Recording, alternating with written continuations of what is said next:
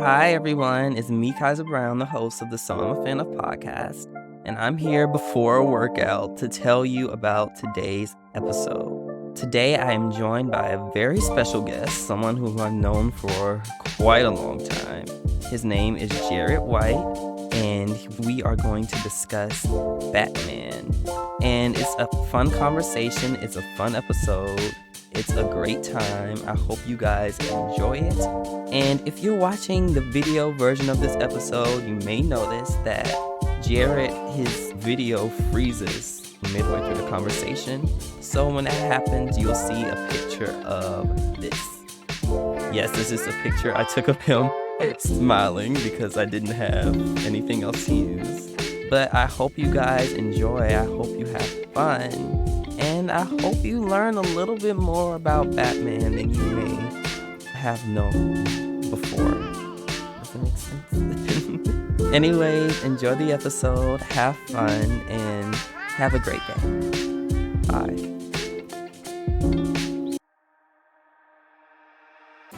Welcome to the I'm a Fan of Podcast, where people from different fandoms come together to share why they love what they love. And sometimes hate what they hate. I'm your host, Kaiser Brown, and I'm a fan of, I don't know, mostly X-Men and Wonder Woman, but Batman's a close third. And I'm Jared, and I'm a fan of Batman. He's my number one. He's your number one. What? Okay. Why is Batman your number one? Why'd you want to talk about Batman? Oh, man. I just love Batman. Who doesn't love somebody who's dressed like Bat and beats the crap out of people? Mm-hmm. That just sounds like a dream job. Really? Which I probably should unpack because that's a little problematic. Mm-hmm. Batman has problems, though. So I should ask you, what got you into Batman? When did you first discover Batman? Does anybody remember when did you really get into him? Let me ask you that. Honestly, I don't think I could tell you a time when I wasn't into Batman. Legit. I remember being as young as 4 years old, running to the TV around like 1 o'clock every day. It was on TV Land. They would show Batman from the 1960s, starring Adam West, Burt Ward, Cesar Romero. Oh, that's the only names I can think of off the top of my head. And it's from the 1960s. And I remember as a little kid, I had this towel that my mom would have like in her drawer. And when it was coming on, I would run to her. I'd be like, pin it to my shirt, pin it to my shirt. And so she would take a safety pin and pin it to my shirt on both sides. And that was my cape. And I would go run and stand in front of the TV and watch the whole episode like that. And they were always like 2-parters. So I would literally stand there for an hour, not moving, not breathing. Me and my cape. Batman the 60s show was crazy. It's so weird how different. I loved it, though. Yeah, I loved Eartha Kitt for real though. Like how she was the best Catwoman, especially from out of because they had 3 different ones on that show. I think she was the best one to me, and I just love Catwoman anyway. Batman and Catwoman as a couple. I was so upset because they were supposed to get married a few years ago, right? They had this whole event in the comic books, Batman, Catwoman getting married, and then they ended up not getting married. That was all twist, right? And I knew in the back of my head, I'm like, they're probably gonna do that, but when they did it, I got so upset. I was so angry. I couldn't do it anymore. It was heartbreaking. But Batman to me, I'm trying to think about, I don't think anybody, I remember watching the animated series when it was, because it used to be on TV on like multiple channels. It used to be like on a WB, but it also was on Toon Disney at one point.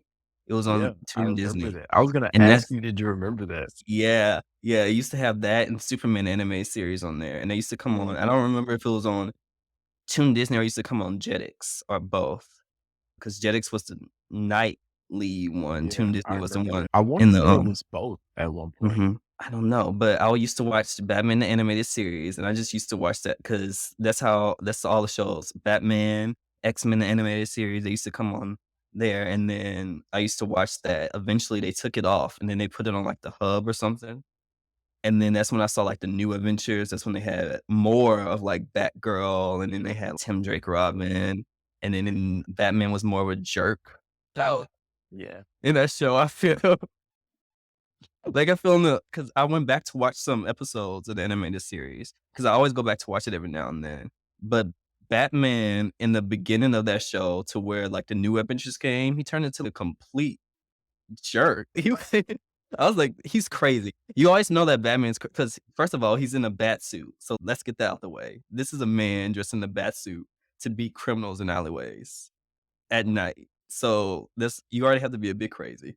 But then like how you treat like your adopted son and stuff like that, I still like them. You know what I mean? But it was like it was weird. Who's your favorite Batman character outside of Batman in the Bat family? Oh, wow. I think my favorite character outside of Batman probably would have to be Dick Grayson.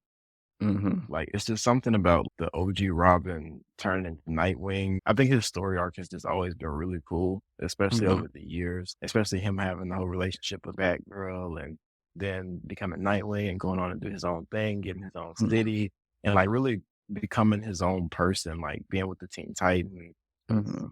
watching him flourish outside of that traumatic experience of being Robin under Batman. Yeah. I have to say him.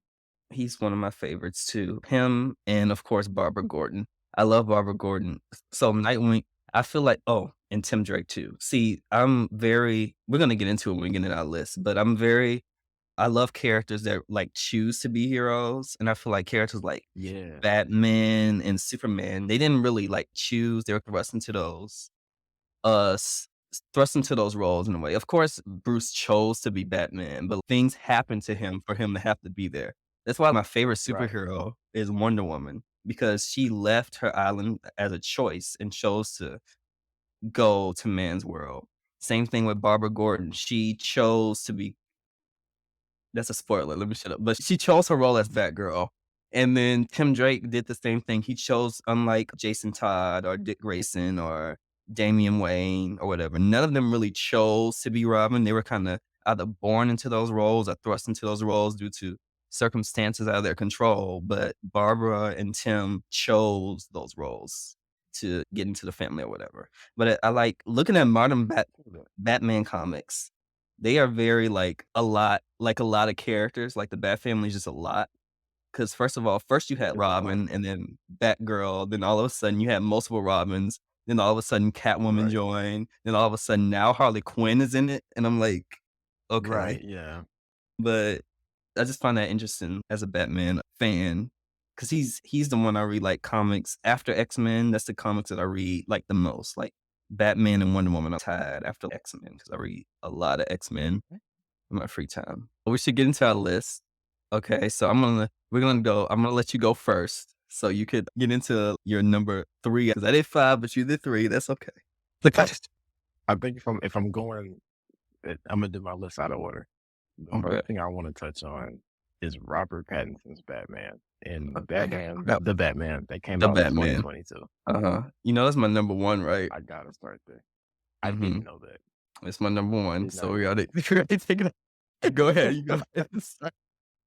Man, that movie, it just touched me deeply. Like, it probably sounds crazy, but it just touched me so deeply because I feel like for a long time and don't get me wrong, I love the other versions of Batman. I Mhm. really do. But I feel like we haven't seen Batman really be a detective and, like, Yeah. have to figure stuff out and Mhm. solve crimes. And I think we've gotten into the trend of just, okay, we see Batman beat some people up, he fights the Mhm. Joker, that's it. We're not really seeing him figure stuff out. You know what I'm saying? And to Mhm. me, it just did something for me. My inner fangirl was really excited. Like, I was like, "Oh my goodness, they're giving me everything I want and more." Mhm. And he still had, like, dope fight scenes, still had a cool Batmobile, still had plenty of gadgets, and I just like how young he was. Yeah. He And I was feel like that's what it would look like if I was to jump in a bat suit and go do that, which I wouldn't. Yeah, because in Batman, he was, like, 2 years into his career as Batman too, so he Yeah, was really young, and I feel like right. that movie is out of all the comic book movies that I've seen, the Batman is the one comic book movie that I this is what I wrote in my notes. It's the one comic book movie that actually feels like it jumped straight out of the page and actually just like the characters Yeah, came to life. 'Cause you have movies yes. like everybody loves the Marvel movies like the Avengers and all that stuff, but it Mhm. still feels like the comic book side is just a bit far away from the Yeah, movie side, you know what I mean? But when you watch the Batman, it's like a Batman comic actually came to life. I'm reading a Batman comic. literally The characters are straight are off the page. Right. Robert Pattinson is such a great he's the first Batman that I've seen outside of the animated continuities that was able to embody both Batman and Bruce Wayne and make them good. Because a lot of actors usually are just like a good Bruce Wayne or a good Batman. You know what I mean? Robert Pattinson was able to take both of those, and Zoe Kravitz as Catwoman came in ever since I saw the movie because people were complaining how why is she black or whatever. I'm like, there are several black Catwomen Right. before her, right? But she after I saw that movie, I said, every time I read Catwoman now, I just read her as like a black woman. And I'm just like, she's just a Right. light-skinned black woman. Because that's how they draw her anyway for the most part too. So it's just you put into the two and two together, those characters they actually brought to life. The Riddler too. He was different, but he Yeah. like the mystery of that was just awesome. No, the chase scene. You know what chase scene I'm talking about in the Batmobile where he just kept going after them? With chasing the penguin. He was crazy. He was crazy. I He would love not stop. He would not stop. He just kept going. I was like, man, this is beautiful. Mhm. What's your favorite part about the Batman movie? Man. So the funny thing is not what people would think it is. It's not like the fighting and the car chase. And it wasn't even all of that. I have two favorite parts, right? Okay. So my favorite part is not even a scene particularly. It's just the overall cinematography of it Mhm. and how stunning it was visually. Like, I think a lot of movies don't have that. Mhm. And especially like Marvel movies, which I love Marvel movies. I really do. But they lack in cinematography. They just Yeah. give you a lot of flat shots where there's a lot of stuff going on. And like the Mhm. movie is good. The plot makes up for how it looks. And They're so I feel very like with this movie, yeah. yeah, what? No, I was saying they're very also like CGI heavy too. Like you can tell, Yeah, especially the extremely. recent And ones. like I like the practicalness and like just the visual quality of the Batman. So to me, that was like breathtaking. I'm a sucker for good cinematography. And so then my next favorite part probably would be the scene where Selena and Kyle, I said Selena and Hey. Kyle, Lord, if Batman's name was Kyle, I'm watching the wrong version. Selena and Batman are on the rooftop Yeah. and it's like that golden time of day. And they're Yeah. looking at each other and she asks him, who are you under that mask? I think she calls him Mhm. Vengeance. And she was like, why do you wear the mask? Are you hideously scarred? Or I can't remember the other option it was. But I just love that scene because one, Mhm. their chemistry was on point. Zoe Right. and Robert Pattinson are so good. Yeah. But even more so than that, I feel like as beautiful as the words were, their eyes did so much more talking. And then I like how he has this dramatic pause. And then he was like, both. I wish I knew what the other line was so it would make it connected to me. Yeah. But I just know one was hideously scarred or something. And he says both. And it was like, man, you could see that like they really wanted to be with each other. Yeah. But I'm already devoted to beating up criminals all the time and doing what You I too. do. I'd rather go chase down a bank robber and beat the crap out of him in an alley than get Yeah. married and have some kids. But Right. yeah, those are probably my favorite two parts. He probably needs some therapy is what he needs. You need a lot of therapy. That's the one thing he didn't do. He didn't go to therapy. He traveled all around the world to learn to fight crime, Right. all these fighting styles, and he didn't go get therapy. The one thing that he probably He's crazy. If he had went to therapy, some wouldn't even have that, man. He'd be like, I'm good. Just get me probably up from my trauma. probably not. But the Batman, the music in that movie really got me too. Just the soundtrack, just like the I can't remember. It's been like a year since I've seen the movie, but it's just I can hear the main theme in my head right now, just like Yeah. playing, and just like whenever the most dramatic moments came. I remember like the time when they were was it a church? I'm trying to remember. They were in a church or something. I forgot where it was, but they were man. It was a building. I don't know if they were at a funeral or something. I can't remember. Oh, yeah. You know what I'm It talking was a about? funeral. It was a church. Uh-huh. Yeah, that was a Uh-huh. church. And when the music started playing in there, and you're like, what's going on? Mm-hmm. It's a really like artistic movie in general. It wasn't afraid to be Yes. artistic. I feel like DC Right. movies in general are a bit more artistic than other superhero movies. Definitely. Sometimes I think they give By them a long time. sometimes I think they give them too much freedom sometimes depending on the movie. But Yeah. but more so than Marvel movies or whatever, they really are artistic and they have fun with it, and it's just, like, really cool, and the Yeah. Batman really just it's that movie. I feel like everybody should watch that movie at least twice, Definitely. but Yeah. Four or but five times if you're me. yeah. I only saw 2, but, like, I was when I first saw that movie, I was like I was telling people, "You've gotta go see this movie. This is the movie Yeah. you need to see. Like, this is the comic book movie." I feel like it really is that good. Another and they paid attention to details too. This is one detail that really stood out to me is when Robert Pattinson, whenever he was it's weird, but whenever he was in his Batman costume, it's a weird detail they put. It's not a weird detail, it was a cool detail. It's weird that I noticed it, I guess. Whenever he had on his Batman mask, he would have, like, the black makeup under his Yeah. like, over his eyes, and then he'll just put Mm-hmm. the mask on.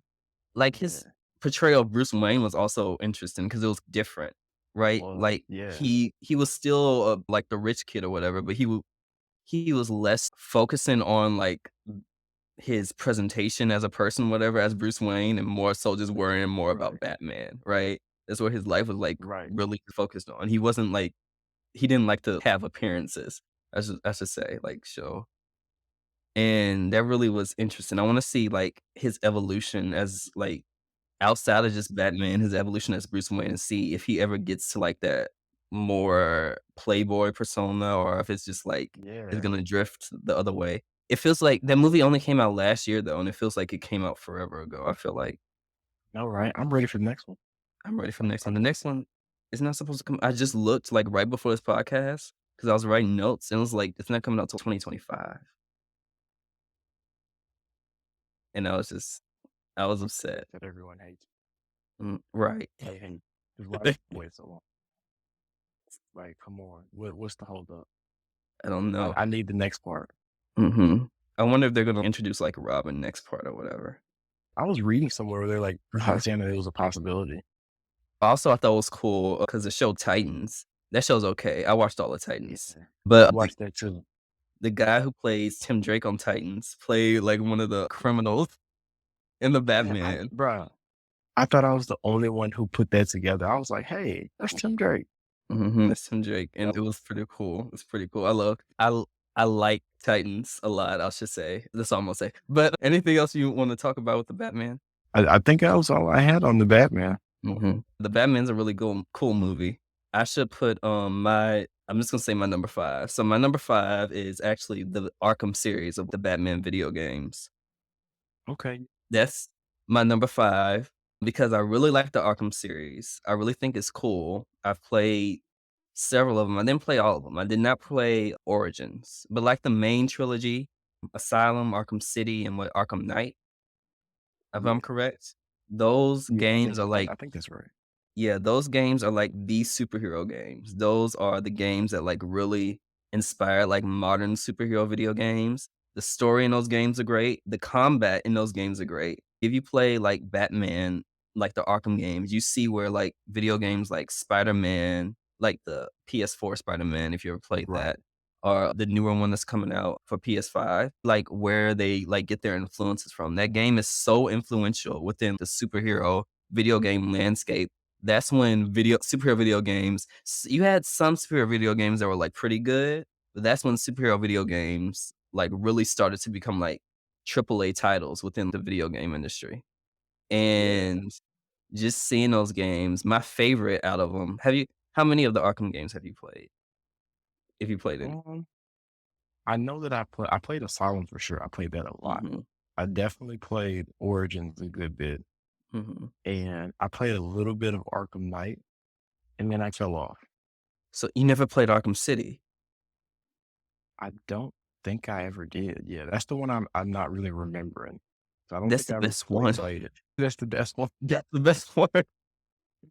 Like, gameplay-wise, story-wise, all of Arkham City is the best one out of all of them, and it really is really fun, like playing as Batman, and also like the main two characters you play in that story are Batman and Catwoman. And just the story in that game really just it was so great. The Joker storyline in there. Spoilers for people who haven't played a game that came out like 11 years ago. He dies at the end, leading to a whole bunch of stuff going on in Arkham Knight, which was a pretty good game. That's the second best. I would say Arkham City, Arkham Knight, and then Arkham Asylum. And then if you could include like Arkham Origins, that'll be like the last one, because that's just more Yeah. like Arkham City 2.0, right? But Arkham City really is just that game. This that superhero game is the game where you really feel like Batman. And Arkham Knight added like the Batmobile, and you could play as more characters and stuff within the game, like within like side story content or whatever, and a few story segments. But it really was my thing about Arkham Knight is like Jason Todd. I like Jason Todd, but all he does is whine sometimes. That's my thing about him. He spent the whole game whining around being a baby. You left me. I got shot by the Joker. I get it. Trauma. Go to therapy too. Learn something. I don't know. Because why is it that everybody in the Batman universe decides, hey, I'm gonna go beat up some criminals. I'm gonna become a villain because my life just wasn't what I wanted it to be. Jason, though, he at least he has um like he's traumatized in a way. He has like a thing because he was like thrown into because he died. So they put him in the what's that pit? I forget what it's called. You know where In they bring the people Lazarus Pit. the Lazarus pit. So whenever somebody's put in the Mhm. Lazarus pit, they always come out a little bit more crazy. So at least he had an excuse. But come on, Bruce. Somebody has to be like a good figure for them besides Alfred, because nobody listens to Right. Alfred. Everybody loves Alfred. Alfred is amazing. He is the best. But it's just like some of y'all just need to get your stuff together. Because like, why did you decide I'm gonna dress in a bat suit and terrorize Gotham City just to get revenge on like my adopted father? Because I got shot by his arch. Never no. See how complicated that is. Yeah. It's Yeah. ridiculous. It's ridiculous. But the Arkham games just really are influential, and they all still hold up today, and they're still just like fun to play, and that's why I put them as my number 5 because they're just that great. They're just fun. You have anything to say about those? So for me, I'm terrible at video games. Oh. Like absolutely terrible. For some reason, I've never been good at video games. I always enjoy playing them, but I've Mhm. just never been good at them. And like the Arkham games have a great way of frustrating me as a not good video game player. I don't know if my coordination's off or like what's going on. But so it kind of made me like really in and out on the Arkham games. But I did Mhm. more so like watching other people play them. Mhm. Because when I would play them myself, I would always get frustrated, couldn't get past stuff. Like, I don't know, I'm Was just it terrible at video games. was it usually like the stealth sections or like the combat? Which one really got you? Probably like the stealth. Mhm. The combat wasn't too bad because, you know, you fail a couple times and then you kind of get the hang of it. But like the stealth Mhm. would be like killing me. That's about right. That sounds about right. I haven't played these games in like years though. That's also why they're in my number 5 because while I enjoyed them from the time I did play them, because I think I own Arkham City and Arkham Knight, but I can't really play them anymore because when I got them, there's this video game website called Humble Bundle. And so basically what it does is it gives a whole bunch of video games on sale, and then you buy those video games and they send your money to charity. And so those 2 games were on the Humble Bundle sale one time, like years ago, and I bought them, and then I was playing them on my laptop. I played Asylum because somebody else owned it and I played it, but those 2, I was playing those games and then my laptop because it was just like a laptop and it wasn't like any sort of gaming laptop. It died and just never came back to life. That's almost so, as far as those games, that's as far as I went with those, but Arkham City is really the best one. And Arkham Origins, I just played, like, a few minutes of that, and I just turned it off. Same. Yeah. It But, wasn't like, it was okay. yeah. It was just Um, okay. yeah. Okay, so my number 4 actually is also another The Batman, but it's not The Batman the movie, the 22 movie, it's The Batman the TV show that ran from 2004 to 2008. You remember that show? The Batman Yes, I movie. definitely remember that. That was my show. Yes, that show is very nostalgic to me. That also I have a habit of I guess I have a habit of just, like, liking young superheroes, like superhero shows, because the Batman, X-Men Evolution is my favorite X-Men show. I love that show. Oh, that was a good show. I watch that show once a year. I really do. Like, I always turn on X-Men Evolution ever since I was, 10 years old, 10 or 9 years old when I first discovered it when they put it on Disney XD. Every year since, I watch it once per year.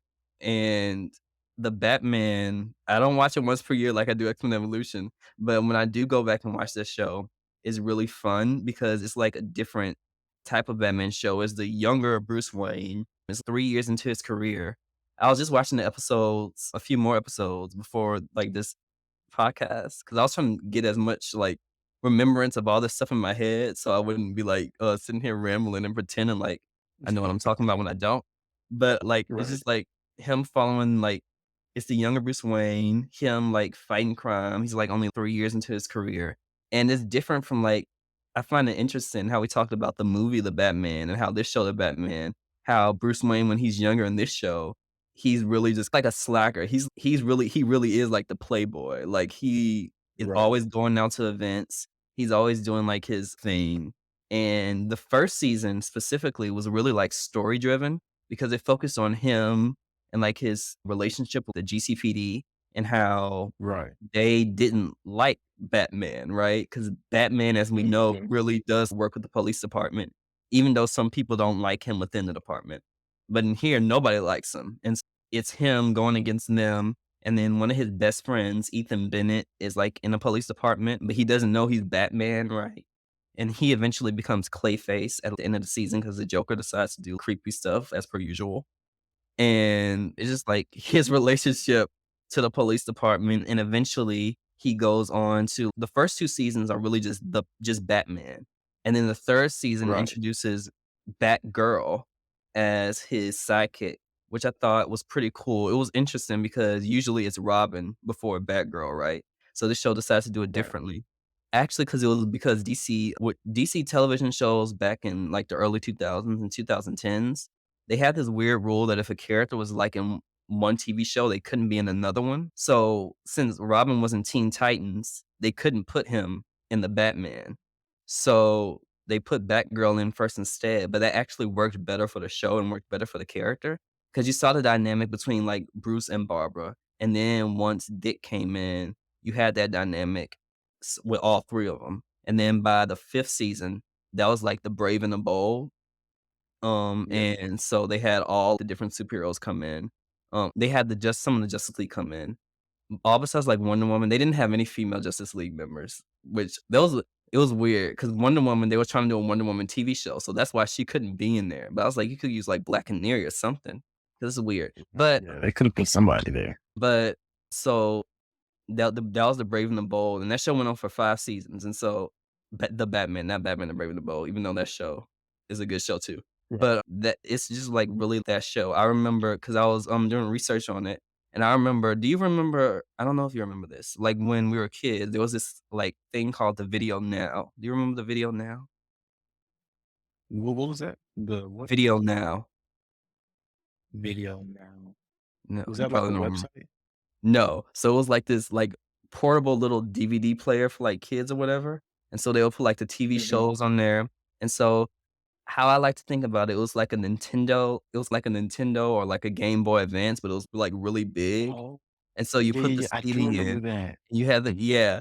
As I had the Batman, like, CD, and it was like a game and kinda like a TV show, and so you had to press the buttons on time or you will lose, and you had to restart the game, and that was, like I feel like that's, like, my first memory of that show, and then I remember when I was younger, when the show was still on TV, I had this coloring book of the Batman, and just I remember always when I was ever, like, in church or whatever, or in school or whatever, I like, have that coloring book with me, and I was always coloring, like, just to pass time or whatever, and that show just because I feel like people there are tons of Batman TV shows, if you guys too many Batman TV shows sometimes, but see, Wonder Woman still has no TV show, and that's what gets on my nerve like, an animated show. She does need more. Yeah. She needs more. They're finally trying to push her a bit more since the movies, but even then, Right. I'm like, "Where's my Wonder Woman animated series?" I've been waiting for that since I was 2 years old, but So you have that, you have Batman and Brave and the Bold, you have Batman the Animated Series,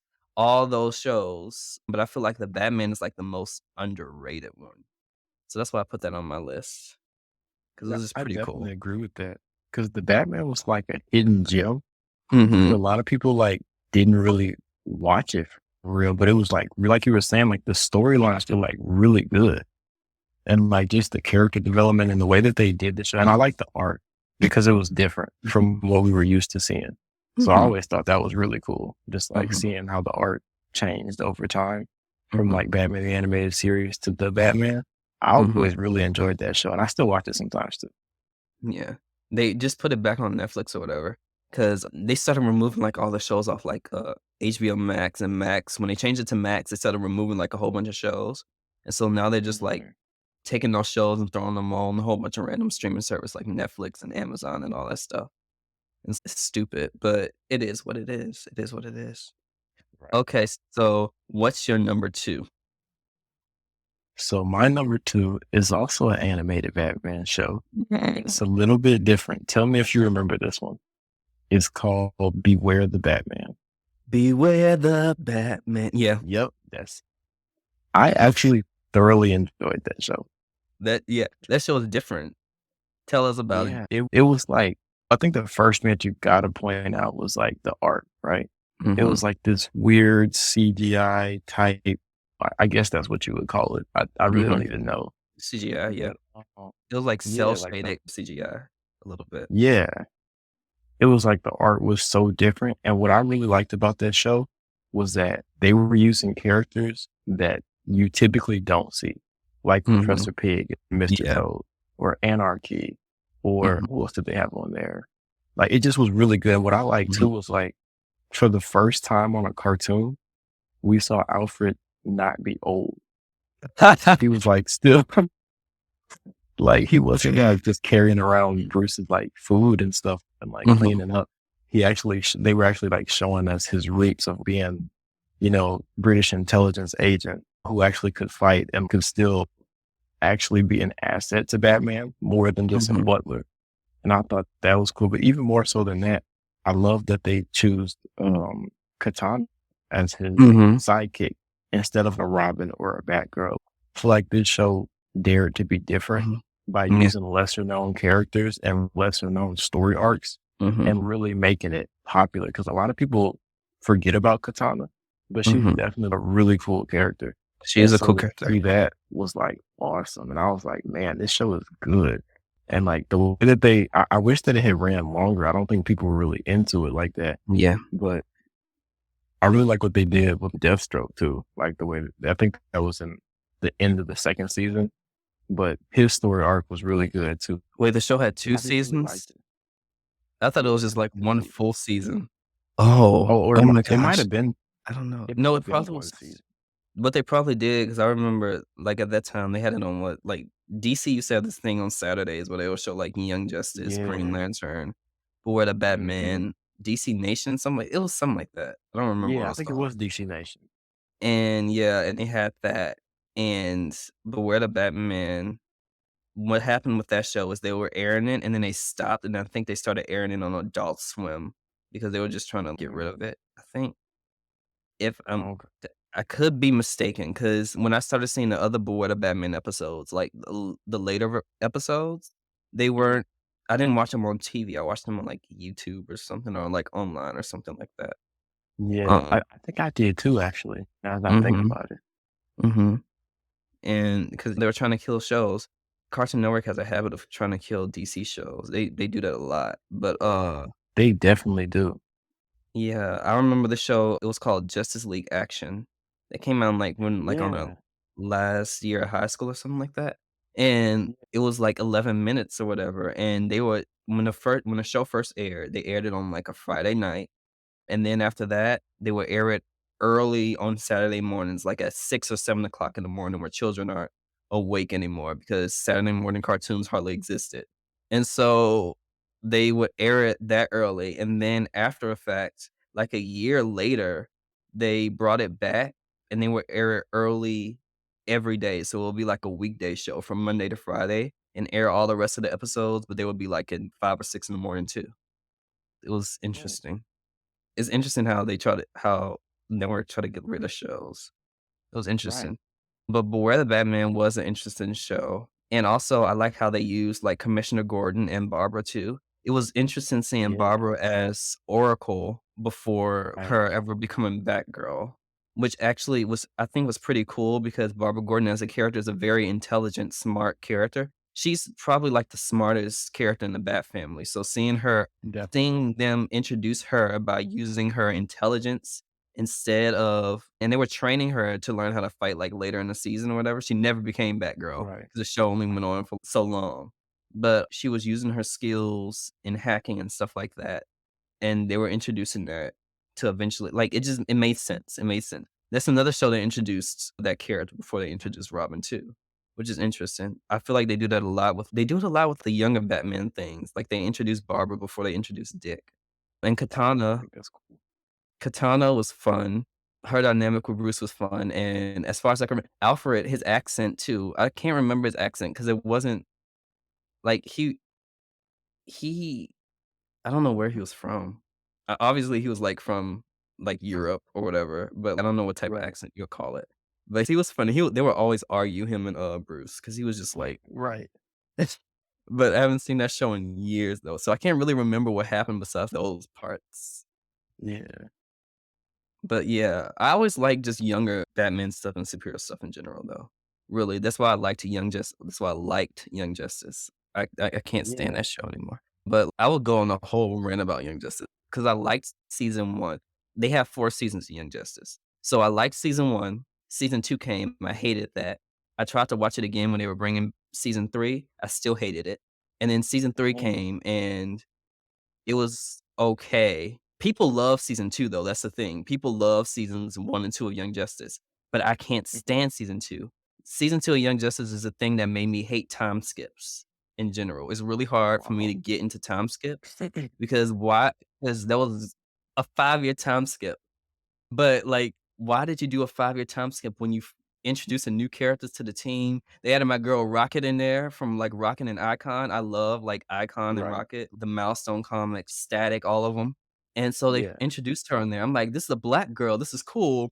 As soon Right. as the season ended, she was in 2 episodes. As soon as the season ended, 5-year time skip, tons of Zatanna on Justice League. At least Zatanna had her arc in season 1, right? So, and then in Justice Right. League, season 2, they introduced too many characters.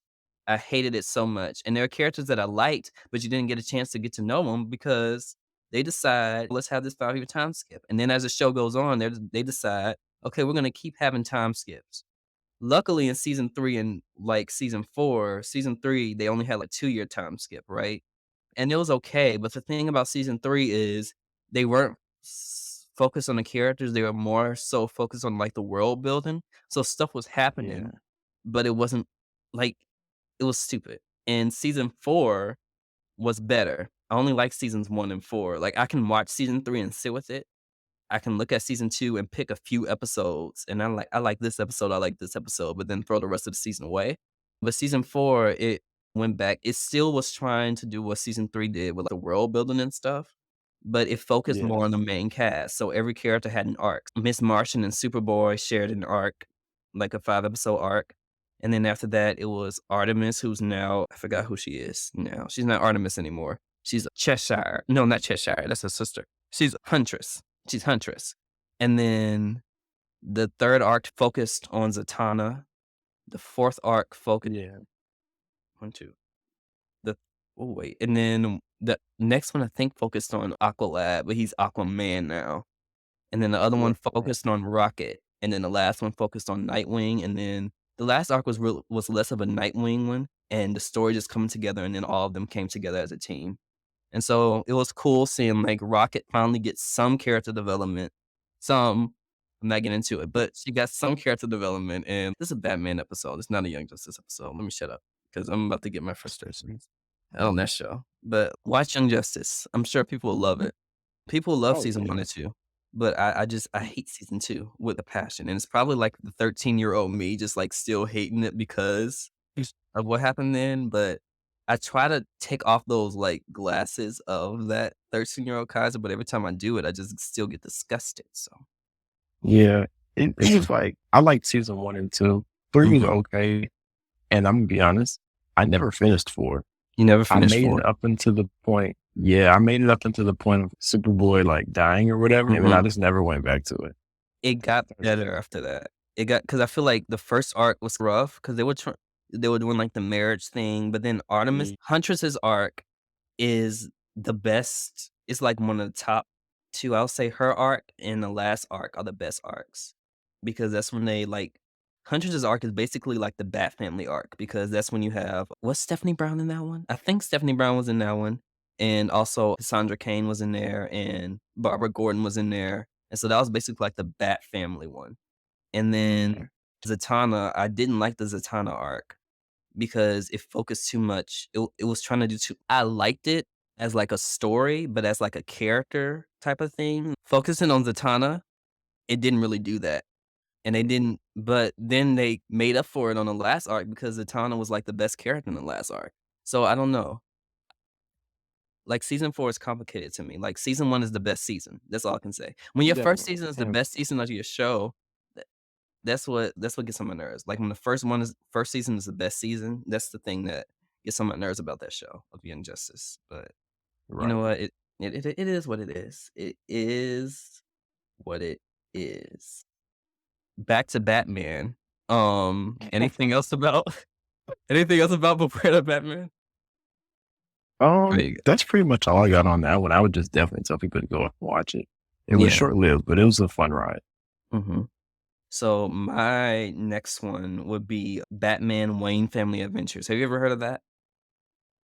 I don't think so. What's that? So it's actually a webtoon. So DC Comics decided to make an agreement with Webtoon so they can make like DC centered webtoons on their service. And so Batman Wayne Family Adventures is basically what does Batman do and the Bat family do when they're not fighting crime.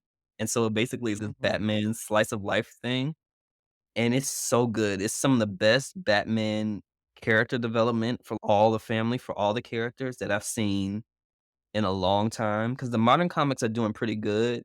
They're hit or miss depending on because there are like 20,000 different Batman comic books. So Right. at least 10,000 of those 20,000 are gonna be good. But Batman and Wayne Family Adventures really just focuses on those characters and focuses on their relationship as a family.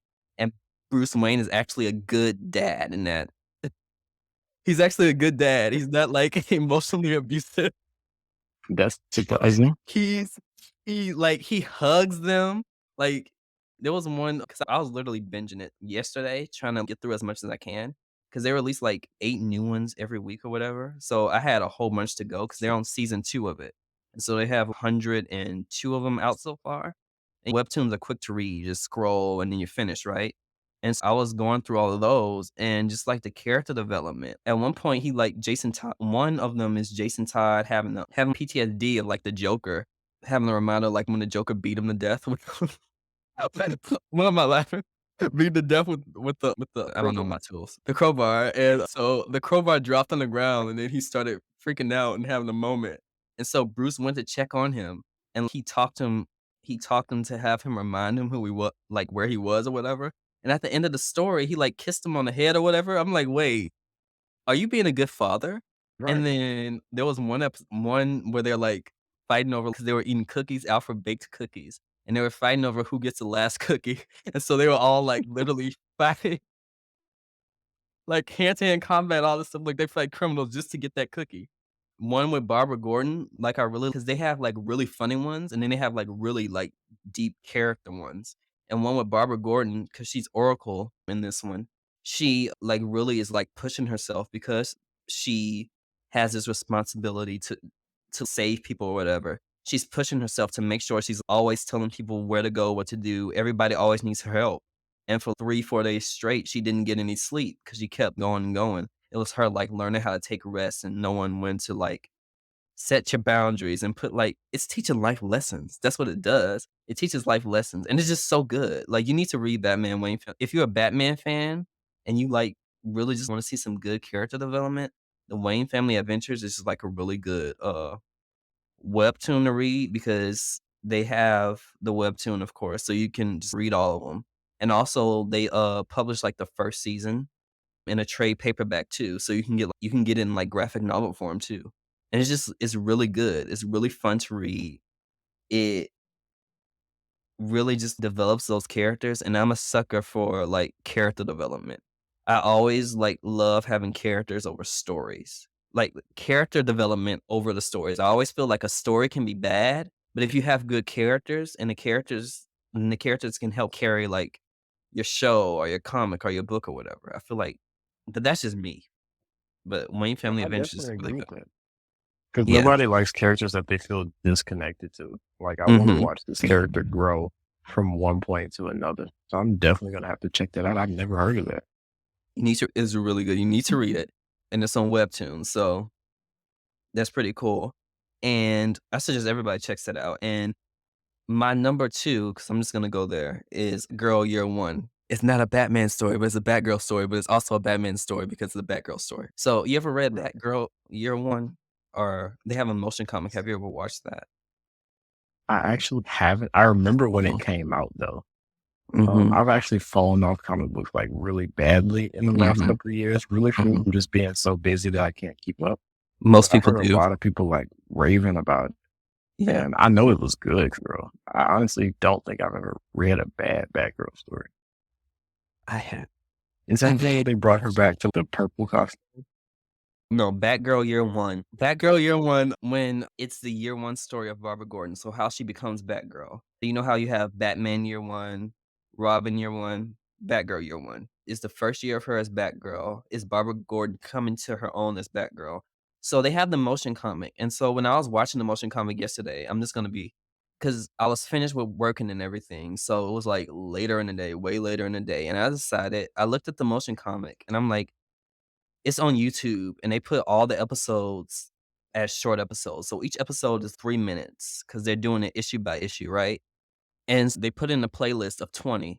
So yesterday I took all of those, because I was bored because 'cause I'm like, I have nothing else to do today.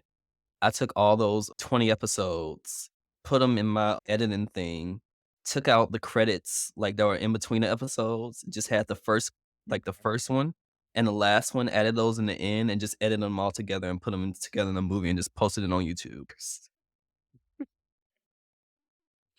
Because I got tired of because I watched it several times from when I was a kid, and I was like, I really like Batgirl Year One as a story, and you should watch it because when I put it together, it's like only an hour, but it's really just Barbara Gordon showing Barbara Gordon who she is as a character and why she became Batgirl. So it starts off with her. She's not Batgirl, of course. She wants to be a part of GCPD, but the thing is, and it's actually really relatable. Like seeing as my dad like a police officer. I never wanted to be like a police officer, but seeing the things that he went through or whatever, he always was, I don't ever want my children to ever be in law enforcement, right? I can't force you not to be in it, but I don't want you to be in it, right?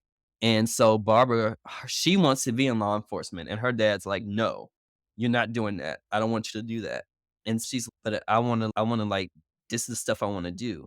And so it's like the world is all against her. Her father's against her. She doesn't meet the height requirements to be like on the field. She's 5'2", and they're like, you don't even meet the height requirements to be a police officer, so you can't even be one. Her karate teacher even is like making fun of her until she like beats him up. And so she decides I'm gonna be a crime fighter. So it's basically her against the world. It's showing off the smarts of Barbara Gordon. She hacks into the Justice League because at first she didn't want to be a Batman sidekick. That's the thing about Barbara Gordon that I found interesting. She didn't want to be a Batman sidekick. She wanted to work with Black Canary, right? She wanted to join Black Canary, so she hacked into the Justice. I don't know if they're the Justice Society or Justice League. She hacked into their headquarters, went in there, and then left a note to let them know that she was there, and they didn't catch her on the cameras. And then so she left a note for them to meet up with her or whatever. And basically they turned her down or whatever. And so what ended up happening is she decided to dress up as Batman for a party that her dad invited her to. It was like a Halloween party or something. She Mhm. decided to Okay. dress up as Batman to like kind of mess with him or whatever. But at the same time, um, Killer Moth, I was about to call him Mothman. Killer Moth decides to break into the party and he wants to like steal Bruce Wayne. So she ends up deciding that she wants to be a hero because that's what she always wanted to be, and starts to fight him. And so she ended up basically becoming Batgirl because she was caught fighting crime in a Batman costume. And but she didn't wanna be Batgirl, and Batman was against her being Batgirl. He's like, "You're not being you're not joining me. This is dangerous. Go home." But it's just her continuing to fight crime anyway and doing her own thing anyway, and it's basically just showing Barbara Gordon, it's showing that she has agency. She didn't become Batgirl because of Batman. She didn't even wanna be Batgirl in the first place, but she became it because she decided that she wanted to change the world, and she wanted to make it a better place. And so she didn't do it because she was like, "Oh, wow, I'm gonna fight crime with Batman." She did it because she felt like Gotham needed a hero, and the heroes that they had just weren't enough. That's what I like about Barbara Gordon in general. That's why I put this as my number 2 because Barbara Gordon is just an amazing character, and she really is, like, my favorite, and no matter whether she's Batgirl or whether she's Oracle or whether she's just Barbara Gordon, she always finds a way to do what's right, and she always finds a way to help people. Because when she became Oracle, right, she got shot by the Joker, and what did she do? Instead of sitting there and lying about being poor me when she got paralyzed, she got up. She went on her own, like, little training arc like Batman did when he was younger. She learned how to fight again in a wheelchair, and then she used her smarts to become Oracle and became one of the biggest parts of the DC universe. And then she became Batgirl again, but even now, she's not even when she's just Batgirl, she's not just Batgirl anymore. She's both now actually in a comic book. She's Oracle and Batgirl, but it's just like Barbara Gordon as a character really is the character that shows that no matter what comes your way, no matter what setbacks come in your way, all you have to do is just continue to do what you wanna do, you know what I mean? And you can't let other people hold you back. And that's why I just enjoyed Batgirl Year One, because it's just a really good story. It's a fun story to read, it's a fun story to watch, whichever you do, and it's just great. It's great. That's all I'm gonna say. Cool. So let me Mhm, ask you this mhm. because I think with everything that you've just said, I think you'll agree with me when I say that it's disappointing that they just canceled the Batgirl movie and that we'll never get to see anything from it. Yeah. That is disappointing. I agree completely 100%. Whether it was good, whether it was bad, whether it was just mediocre, I feel like that was a movie that deserved to be put out because they basically finished the movie too. They finished everything, and they just wrote it off for taxes. Yes. And Are y'all serious? Y'all wasted those people's time and we wanted to see it because we've never we wanted to had see it. a Batgirl Mhm. movie. We never had a Batgirl movie, and it really is really something that I want to see too. Especially, I feel like who's the actress they had to cast her? Leslie Grace. I feel like Yeah. she really embodied like her personality as like a actress, like as herself. From what I saw, she really embodied like who Barbara Gordon is as a character too. And like the smarts, the wit, the just energy, everything. And it made me upset. And I wanted to see like the costume moving and everything, but we didn't get to see that. Right.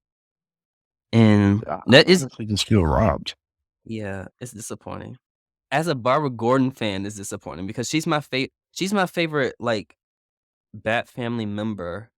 Like, her and Nightwing are, like, side by side. Like, Nightwing and Yeah. Barbara are, like, side by side to me in the favorite Bat Family member category.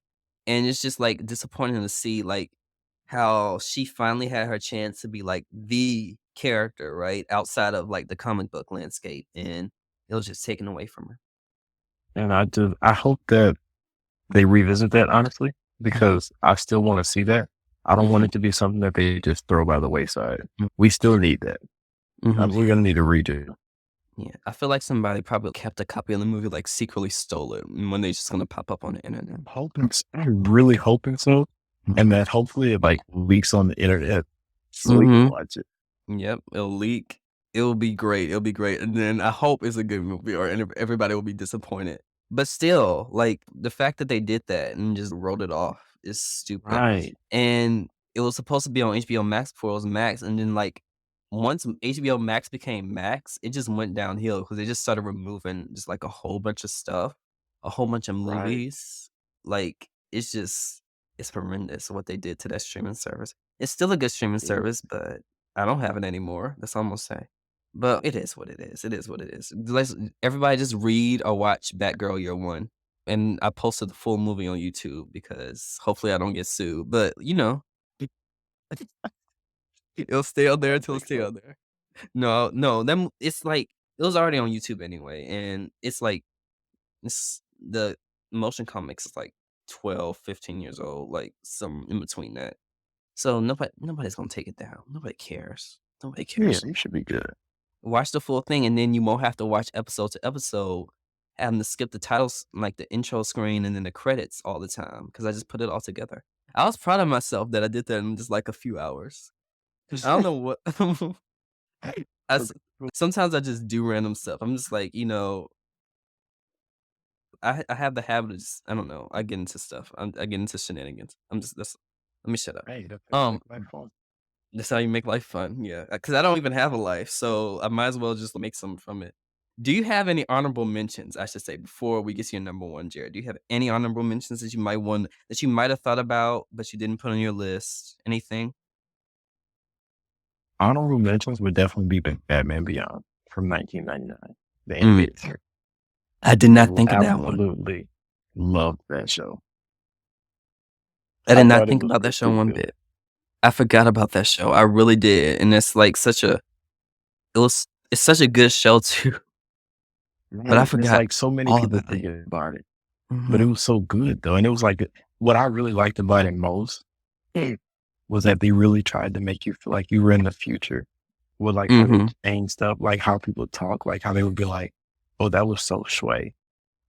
I would be saying that as a kid, You did. talking about I love the flying cars and just the technology that they had. It really made me feel like that's what the future was going to be like. And what I liked about it too was like it showed that Batman is a timeless character. So no Mhm. matter what era it is, they're gonna always every version of Gotham City needs the Batman. Mhm. And even though this one was different, because I feel like Terry McGinnis, he was a lot more like Dick Grayson because he was young and he was Yeah. like full of youth and he's like funny. He's Batman, but he's like making jokes and stuff like Nightwing would. Or it just was really cool to see like a still very serious version of Batman, but like he's also younger and he's got like a cool suit, like it's all black. He doesn't have a cape, and like Yeah. he glides and he has the fire pushes from his feet. Like just all the cool stuff was like, I don't know, I just really enjoyed it. And I still go back and watch that sometimes too. Mhm. And like for people who haven't seen it, definitely to go see it. And what I like too is that it still falls in the Batman the animated series, Justice League universe. Universe, the So it's like, DCAU. yeah, the DCAU. And so Mhm. like they had the episodes when Superman came back. And there was the episode Yeah. when one of my favorite episodes is when Bruce gets in the Lazarus pit and he's 30 years younger when he comes out. So now it's like a Bruce in like his 50s fighting along with Terry Wait. McGinnis. Okay, 30 years younger. He's still his 50s. It was Wait. awesome. No, but it's weird. Bruce Wayne was old because I remember I haven't seen Batman Beyond. I was about to say Beware the Batman. I haven't seen Batman Beyond like the series in so long. And I remember like when it first started, it was Bruce Wayne. He was still fighting the costume, but he was like going through a whole bunch of pain Yeah. because he was old. He was old, and so Terry McGinnis came in after like his dad died. They had a whole Yeah. storyline too, where I think Bruce Wayne was actually his father. Yep. They sure. Oh my goodness. I was going to Yeah. ask you if you remembered that. Mhm. Yes, that was awesome. See, the thing about like Batman Beyond, because I like Batman Beyond a lot, but that show I feel like introduced like a whole bunch of problems to DCAU too. Because not Paul Dini. I like Paul Dini. He's one of the writers and artists. What's his name? Bruce Timm. Bruce Yeah. Timm. Bruce Timm. That man, he is an interesting person because not only did he do that, and it was fine. I didn't mind like the Terry McGinnis is actually your son thing or whatever. I don't care. The thing that annoyed me is when they had like a tie-in movie to like with Joker. Was it the Return of the Joker? Something like that. Yeah. Mhm. And they insinuated that Bruce and Barbara were in a romantic relationship, right? Right. First of all, that's gross. That's your daughter. Second of all, not actually his daughter, that's his daughter. And second of all, they did Batman: The Killing Joke. You ever seen that movie? The Hmm. animated movie? And then they did Yep. this whole thing where Batman and Batgirl decide to have sex on the rooftop. And so I'm I like, remember that. "What the heck are you doing?" Yeah, we could have done without that. We could have done without that. This isn't I do not wanna think about Bruce Wayne having a thing with any of his keep Catwoman over there, okay? If he needs to have Right. some keep Catwoman over there, maybe let him get Talia pregnant if you wanna do Yeah. that, Mhm. but don't come over here and then have him, like, having sex with his son's ex or girlfriend or whatever, I don't know, love interest, and it's just that's gross, don't and Bruce Timm has a weird habit of doing that with, like he has this weird habit with Barbara Gordon specifically doing that with her, like, putting her in that weird place and I guess it's probably because she's Yeah. my favorite character, and he does that with female characters a lot, and that's just me as a person. Female characters are usually it's because I read a lot of X-Men probably. Female characters usually are, like, my favorite characters in X-Men comics, the female characters are very prominent. This is a Batman podcast, but I don't care. Like, when Chris Claremont took over the X-Men, so you had the original 5 X-Men in the '60s, right? And some of the '70s, Right. right? The all-white team and 1 girl. And when Chris Claremont took over the series, that's when you had the international team. Wolverine, Storm, Nightcrawler, all of them. They all came from different parts of the world, all different characters, and when Chris Claremont, he wrote X-Men and its subsequent titles like New Mutants and all the spinoffs and stuff for 17 years straight. 17 years that man built the X-Men universe. And that's why Storm is my favorite X-Men character because in like the '70s and '80s, she was the main character of the X-Men comics, basically. She was his favorite character. That's why I always feel like the only 2 characters like in the X-Men that can carry a full movie, like solo movies, would be Wolverine and Storm. Because if you look at the material, if you actually read the material, some people who haven't read X-Men, like who only seen like the movies or whatever, and like how they treat Storm, you would think that she really doesn't really have anything to do but use her powers or whatever. And in some of the cartoons too, most of X-Men Evolution does that too, even though that's my favorite X-Men cartoon. They did nothing with Storm in there, really, Yeah, besides they have her did use not her focus on powers. her at And Wolverine the X-Men did even worse. Storm was just yeah. like there. They had to continually knock her out because she was too powerful. That's literally the thing. They had to literally knock her out because she's too hopefully in this new X-Men cartoon, they give her, like, the respect she deserves. I hate that stupid mohawk, though. But in the '80s, she was the main character, and, like, Chris Claremont really just loved her, and she was his favorite character. And so from the '70s and '80s, X-Men was really just, like, Storm-centric. She had the best stories going on, she had the best things going on. He introduced a whole bunch of female characters. He did the Phoenix Saga and Dark Phoenix Saga with Jean Grey, and the whole build up to that was just, like, amazing. And Jean Grey, I love Jean Grey too. Like, he just brought in a whole bunch of female characters. And so whenever I see, like, a female character in, like, different things, like, being mistreated, I don't know, it annoys me. I don't know, Yeah, I I guess agree with because I that grew up though, with that. because it's very obvious that they don't want to spend as much time developing them. Mhm. Like, why do you? What's the problem here? I've It's never just understood it, so I definitely agree with you on that one. and it's probably the reason my sister always make fun of me because she always say I don't like men, but men are okay. But I'm a man, so I have to, like she always messing with me because 'cause I'm always like whenever, like, a man does something stupid on TV, I'm always like, "Man, that man, that's a stupid man," or whatever, and she's always, "The woman did something too," and I was like, "I didn't see that." But she always Like, joked with me. But no, but men are okay. But it's just things like that and just coming from the X-Men and stuff like that. And just looking how they treat those characters and stuff. Bruce Timm right. just needs to do better. Keep him away from Barbara Gordon. That's all you have to do. And then let him do all the other stuff. Just keep him away from Barbara Gordon and we're good. But when we talked about the Batman, we already talked about my number one. So I guess I'll just tell you my honorable mentions and pretend like that's a number one, okay? So for my honorable mentions, I wanted to do like stuff that were like comic book storylines, but that I didn't put in my list because Batman is a comic book character, right? So I might as well add like some storylines there. And so I put Batman Hush. That's an iconic storyline. If I everybody's ever read love that, Hush. it's such a good I storyline. love Hush.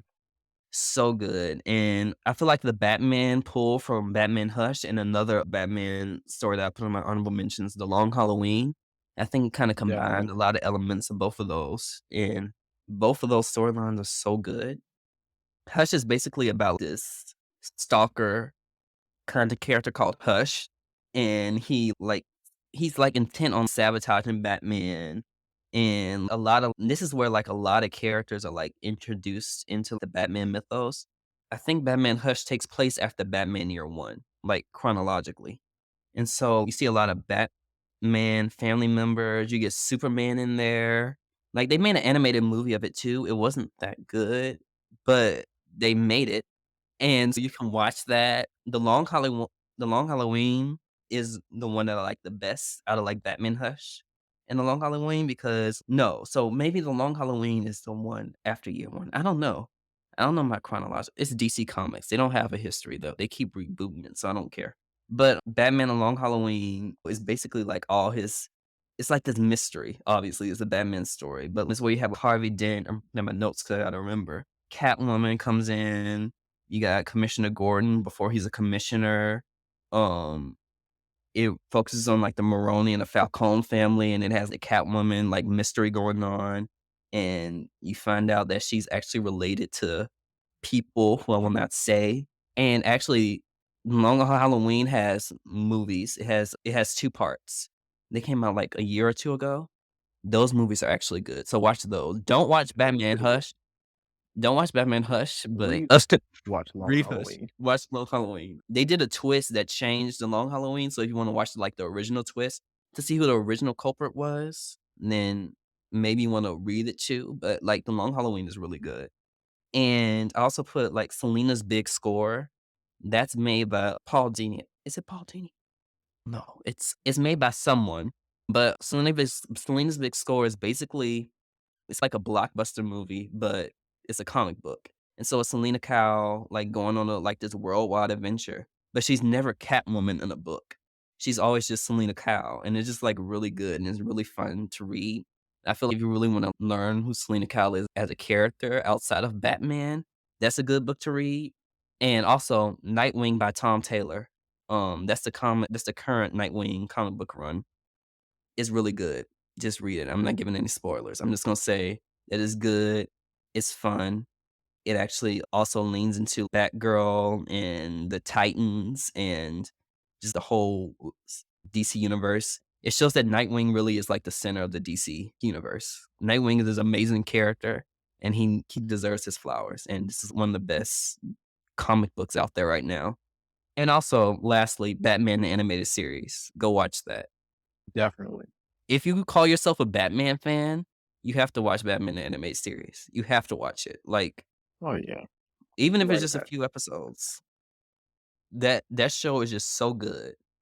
So many different storylines, so many different characters, so many different genres of stories that they try to tell. It's a dark show, but some episodes are really like funny and comedic. Some episodes are just like just mysteries. I don't know. I can't really think of that right now. But like, watch Batman the Anime Series. It's going on forever. Like, they're making a new Batman show as well that's based on that. It's a different universe though. So it's like the team of Batman the Animated Series plus some new blood coming together to make a new Batman show that's coming out sometime in the future. They say it's I wish it would hurry up. I wish it would hurry up because they had the Superman show that just came out, and the first season already finished with that, and they started working on those at the same time. That I'm Superman only show like 2 episodes into the new Superman show. yeah, it's a good show. I didn't finish it yet either because they were posting it on Max or whatever, but we got rid of that. And so we didn't have cable anymore either because we moved into a new house. So we don't have cable anymore. So we just have streaming services or whatever. And we don't have Max, so I'm not watching it. So I'm just gonna have to go watch it illegally. But Superman, the Whatever Superman works. show, whatever works. Superman show is fun, and the Batman show, hopefully that comes out eventually. Any other honorable mentions, or are you good? I think if I had to do another honorable mention, I would probably throw in there the Batman from the '60s, Yes. because Yeah. it's so wildly different. But I think if you want to see Batman like throughout the years and like how he's changed over the years, I Mhm. would definitely say watch that Mhm. show. I know a lot of people would think that it's Mhm. like corny and like campy, Mhm. but I personally really loved the brighter colors and Mhm. the simple storyline, like the corny gadgets and stuff. I enjoyed it, especially if you're a person who has like younger kids or younger siblings and you Mhm. want to get them into it without having to expose them to like Mhm. the violence and the dark and grittiness like Robert Pattinson's Batman, or Yeah. still want to introduce them to the character. I think would be a great way because it hooked me as a kid. And so being able to watch that version of Batman around like 1 o'clock in the day and then, at nighttime on JetX watch Batman the Animated Series, it was like, Yeah. okay, now I have this complete story of how this Mhm. character has developed through the years. It just goes with the times. No, Batman see, that's the thing about Batman too. So, Batman is so popular that it's annoying that he's shoehorned into everything, but because he's shoehorned into everything, you have everything with Batman. So there's like literally no genre or place you can't find Batman in any media. So Right. you have, if you want a lighthearted Batman, go watch that, or watch like The Brave and the Bold, or they even have a show like for like little preschool toddlers that came out. Hmm. And so like you have no shortage of Batman stuff ever. And that's just go. So, while I have an honorable mention section, just search up Batman and pick whichever one you feel like looks the most interesting to you, honestly, because Batman's everywhere. Hopefully, Wonder Woman Definitely. gets there one day. Hopefully. I'm rooting for her. Hopefully so. Cause look, It needs more shine. I got this Wonder Woman thing right here, like for her 50th anniversary, right here with some of her best comic books, and I love it so much. Like, this is for her 50th anniversary in 2017 when the first Wonder Woman movie came out. It's Mhm. just we need these storylines developed, and I know people hate Wonder Woman 1984. Have you ever seen that movie? Yeah, I saw. I didn't hate it. I thought it was okay. It I could have been better, but Yeah. I think people. A lot of people just didn't give it a chance. Honestly, No. I liked it. It's it my wasn't bad. favorite. Yeah, it's my favorite out of the 2, it's my favorite Wonder Woman movie, and Wonder Woman, when it first came out, was my favorite movie. I liked it because it showed, like, the story was kinda iffy, right? And they had the weird thing with Steve Trevor going to ano that's Yeah, why a lot of people really didn't like it. Steve Trevor going to another man's body. You should've just brought him back to life. I don't know why you decided to, like, they were trying to do, like, a Heaven Can Wait type of thing. If you ever seen Heaven Can Wait, it's like when the man goes into the other guy's body or whatever, and so they did it with Steve Trevor, and it's weird because that small little thing really didn't have any overall like a wide it didn't have any importance to the story, you know what I mean? So you coulda just brought him back to life, and so they ended up having relations. They had sex, and so it got weird because it turned into, like, this whole thing where did she, like, rape him or whatever? But that's a whole other thing. But Wonder Woman 1984 is just I love that movie so much because it showed because you have the warrior side of Wonder Woman. I hate the sword. I know people love that, but a lot of recent depictions of Wonder Woman with the sword and shield, she relies on that too much. And it's pretty cool, but, like, when you rely on it too much as a character, when she has all these other iconic weapons, lasso of truth and stuff like that, you remove big aspects of her character. And the thing about Wonder Woman when she was created is that she was supposed to be the female equivalent to Superman, right? She was created to be just as powerful as Superman, but she handled everything differently. She handled everything with peace and stuff. So she knew how to fight, you know what I mean? She was trained to fight. She was just as powerful as Superman. Superman in like the golden age, the comic books would like, move planets. He would throw stuff around, kick it around. She did the same thing. You can search up like panels where she would take the lasso and truth and just throw planets around and stuff. But she was meant to be like different, right? yeah. Handle things with peace. She chose to do like that. And so when they just do the sword and the shield and just have her be like, "Ah!" I was loud, why am I big? First into battle, killing people and stuff. You remove a vital aspect of Wonder Woman. And that's like the thing of Wonder Woman. You have the warrior side and you have the peacemaker side. And you need to put them together. You got to put them together in order to make her work as a character. You can't pick and choose. That's what I feel like. So when I write my Wonder Woman run for DC comic books in the future, DC, call me up. I'll do it like right now. No, I'll do it in the future because they just started Wonder Woman with like Tom King, and I'm gonna read that. I didn't read it yet, but he released his first issue. But like, anyways, shoehorn Wonder Woman into stuff. I went on a weird tangent. Just shoehorn Wonder Woman into random stuff is what I'm saying. If it's a Superman movie, put Wonder Woman in there. If it's like a Birds of Prey movie, put Wonder Woman in there. If it's like a, I don't know, I can't think of a Green Lantern show, just put Wonder Woman in there. Just shoehorn her and everything. Like you put Batman in everything, put Wonder Woman in everything because she deserves it. That's my piece on Wonder Woman. And I think that's everything Batman. I'm just gonna shut up now about Wonder Woman, but that's everything Batman. And Jared, before we like close off the episode, tell us where we can find you on like social media and everything that you're doing so far. What's going on with you? My social media is JW underscore too smooth. I also have a podcast as well called Mancave, and the page for that is mancave.mp3 on YouTube and on Instagram. Mhm. That's pretty much all about me. I do a lot, but I don't do a lot. These things make sense. Yeah. Like I have a life, but I don't have a life at the same time. Mhm. Hey, if you ever want to hit me up and talk about Batman, you know where to find me. God. And tell us a little bit about Man Cave too. So Man Cave is a podcast. First off, the name is Man Cave, Escaping Stigma, Building Men. That podcast is centered around the journey to manhood for young Black men across the world. Really just men from all walks of life, but we specifically speak to the Black male experience because we're Black. We speak to that. Yeah. Just empowering men in truth and in true masculinity and helping them understand mental health and their emotions.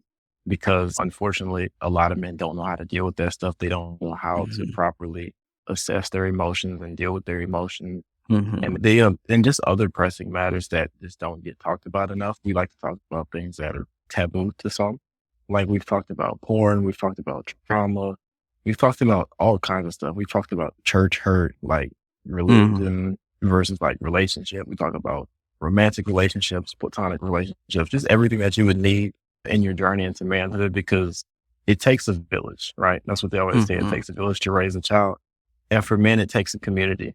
Men don't just know how to get up and lead. We have to first be led. So that's pretty much the space that we operate in. And I'm also a writer and a poet. So I belong to a writing group called Genesis, the Introduction to Creativity. And the IG tag for that is Genesis Poetry __. You are an excellent writer, so yeah, I can see. I already knew you were in poetry and stuff, but yeah, it's really good. It's really good. And that was a nice, I'm not gonna lie, that was a nice crap. Not me forgetting my words when I was about to say something like, why do I have a podcast? That's the question. That's really the question. But those are really good. I'll say a pitch for your podcast. Not pitch, introduction. Everybody go listen to the Man Cave. It's a good podcast. I listened to a few episodes. It's fun. You and Markeith, and you sometimes have guests on there too. And it's pretty cool to see y'all like talk about that stuff and things like dealing with stigma and stuff. Batman maybe could listen to it too. Maybe get a few pointers from y'all. Maybe you might need a few little therapy. So it can help. You might need a little therapy. But yeah, it was great having you on the podcast. It was just like great catching up with you and talking about Batman. I don't really talk about comic books, well, as much with like other people that much. And it was pretty cool. I feel like, because I had Alyssa on here too, Alyssa Vessel. You guys go listen to I'm a Fan of Shoujo with Alyssa Vessel. That's like on a podcast. So go listen to it right now. Like turn this off and then go and listen to that and then turn this back on. But we talked about manga and stuff like that too. And that's really fun. Just like talking about comic books, manga, like all in that medium. It's just like really fun to talk about these creative fields that people really don't, that they used to have a stigma, a bigger stigma around these things. Just if you like read comic books, you were like a nerd, or if you enjoy like superheroes, you were just like a outcast and you're like a loser and you get beat up on a playground, wedgies or whatever. But and now everybody's trying to be a fan. Now everybody's trying to be a fan. So it's really cool to just talk about this stuff and just have fun on this stuff. And it's great having you and catching up. And just like Batman. Batman is cool. Everybody loves Batman. He's the one superhero. Him and Spider-Man are like the two superheroes who everybody thought was cool. Even the non-nerds. It's pretty okay. But thanks for joining. I hope you had a good time. I had a great time. You've known me for a long time, so you know how close to my heart Batman is. And for a long time, especially in school, you were one of the few people I could always talk to about this kind of stuff. Because like you said, people like to make it seem like it was lame or not cool or whatever. But it just felt good to get back to my roots and just like you said, sit here and have fun conversations about what we like and what we didn't like. And just catching up. I was honored to be here. Oh, yeah, it was an honor having you. It's fun. I'm gonna bring you back. Jared, speaking of like the man cave or whatever, look, you were my first male guest. Wow. Like, That's crazy. I did not know that. that's crazy. You're my first male guest. I had, 13 episodes? It's a 14, 15? So, yeah, you're my first 13 episodes that came out. So, you're my first male guest. I was like, I have to get men on here. Yeah, be honored because you know what? My sister makes fun of me not liking men, but, like, sometimes I'm like, but, so it's pretty cool having you on here. I might get, like, Marquise on here too. I'll get him on here. Ask him. I'll Definitely ask should. him He to would come on here. be excited. Mhm. So I'm trying to get more men to come on. I'm just, like, I'm slowly moving towards that direction, but it's cool. But I'm gonna have you come on again one day. I don't know, cause I feel like we should talk, like, about the Batman or something, but I feel like I should bring you on to talk about X-Men or something, like, that's extremely different, like, really different. I don't know. But it is what it is. Here for it. Yeah. So, is your camera still on? Cause it's still frozen here, but it probably saved, like, a video. So if so, just, like, wave to the camera, tell everybody bye. Yeah, If it works. alright. Nice having you. So I'm about to stop the recording. Bye, everyone. See ya. Thanks everyone for listening to the I'm a Fan Of podcast. Don't forget to support us by leaving a review on Apple Podcasts and supporting our socials at IAFO Fans on Twitter, Instagram, and Reddit. Plus, our email, iafofans@gmail.com. You can use all these to send questions, suggestions, and even apply to be a guest. Okay, Mr. Professional. I know. And if you didn't catch all of that, it'll be in the show notes. Next episode will be an analysis of the Studio Ghibli movie, Ocean Waves. I hope you're excited. Until then, we'll say.